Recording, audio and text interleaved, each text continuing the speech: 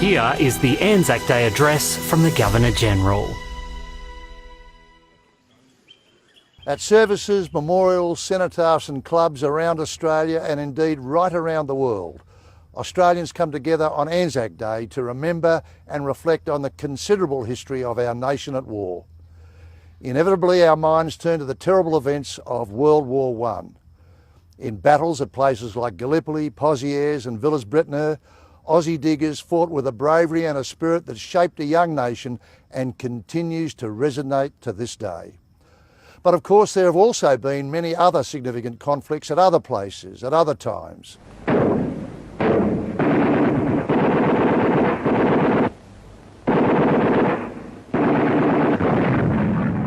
This year marks the 75th anniversary of the vicious struggle to prevent the capture of Port Moresby and that drawn-out battle on the legendary Kokoda track.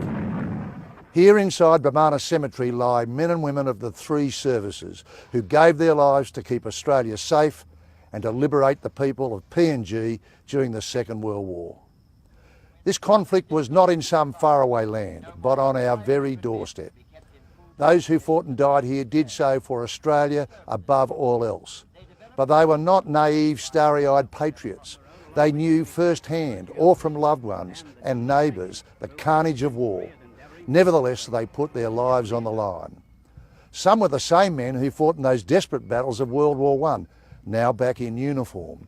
Men like Francis Williams, who served in Persia in the First World War.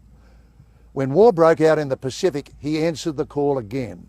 Sadly killed in a plane crash, he is buried here at Bomana in the very first row. Some were mere youths, like Private Joseph Rovkin, a young Jewish Australian who lied about his age in order to enlist. Joseph died of wounds in November 1942. He was just 16.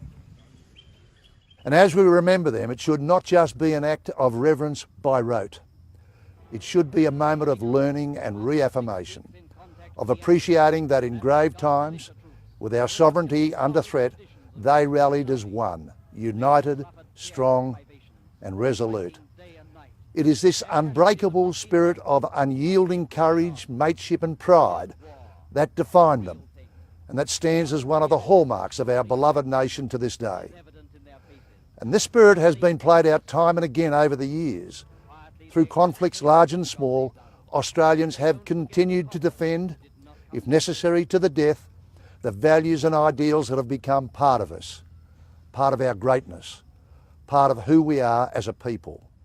On Anzac Day, we recognise the contribution of all those who have served our nation in times of war, in times of embattled peace. We express our gratitude to them, as well as to those currently serving, upholding our values, keeping us safe, and protecting that which we hold dear. The traditions, sacrifices and lessons of the past resonate as strongly as ever. This is as it should be. Here in New Guinea, 75 years on from that desperate struggle, I conclude in that timeless way of invocation, lest we forget.